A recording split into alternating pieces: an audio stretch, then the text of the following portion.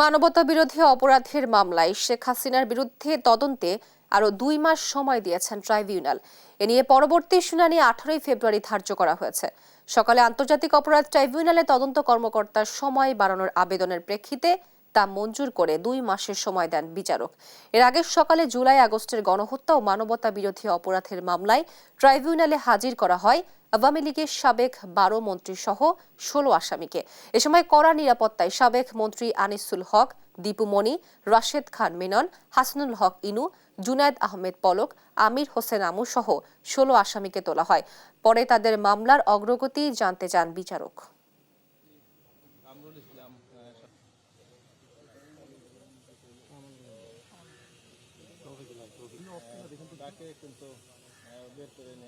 আইনমন্ত্রী তাকে বের করা হচ্ছে, দেখতে পাচ্ছেন জাহাঙ্গীর আলম।